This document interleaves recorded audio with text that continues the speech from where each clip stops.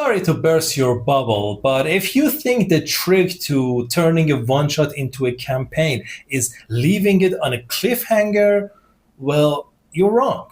That's just being a dick. Here's how to do it without screwing over your players.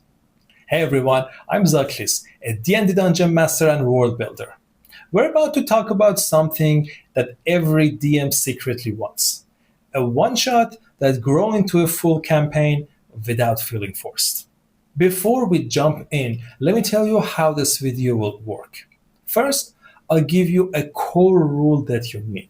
Then, a set of techniques that you can use while building your one-shot, and another set that you can use while running it. Use any of them. Mix some, ignore some, whatever fits your table.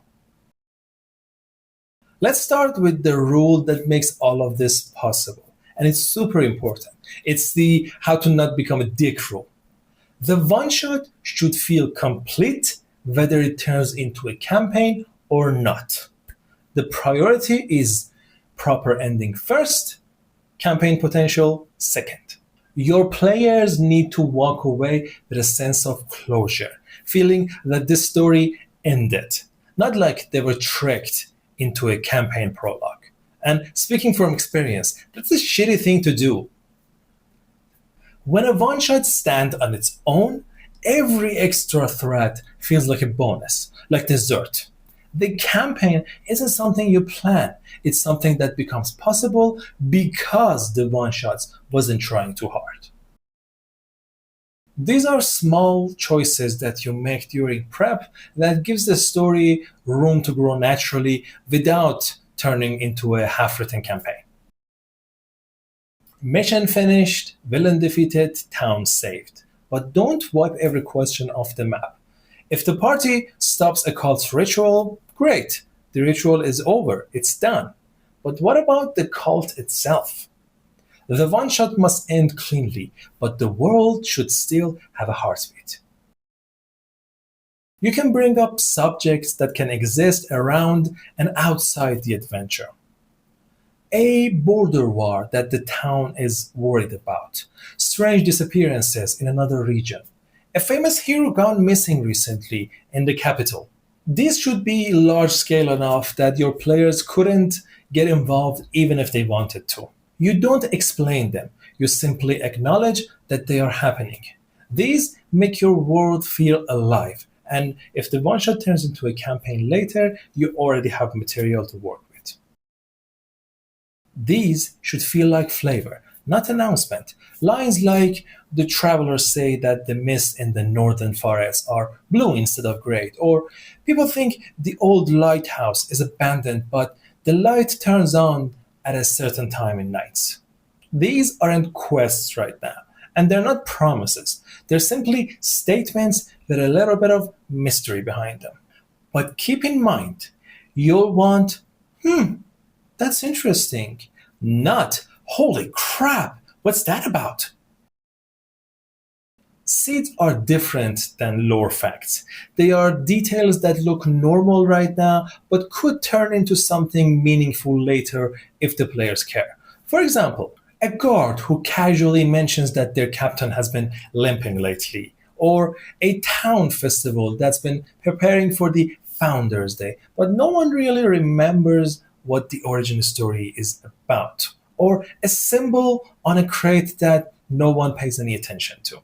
Right now, ordinary or peculiar at best. Later, potential arcs. So, resolve the adventure, not the whole world. Mention ongoing events without zooming in. Drop tiny anecdotes that might matter later, and hit them with small details that look ordinary, but in fact they're not. These are the things you do during the session to see what the players are interested in and whether there's anything worth expanding into a campaign later. This is your best compass. If the party spent 10 minutes asking about a random NPC, that NPC just became important. If they won't stop examining a symbol, that symbol matters now. If they debate a rumor about a location, that is where they might want to explore later. Players will tell you exactly what they want. You just need to watch where the attention lingers. When the players poke the world, make the world poke back with something small but noticeable. A bit of lore, a name, a clue, something that rewards curiosity without sending them off the rails.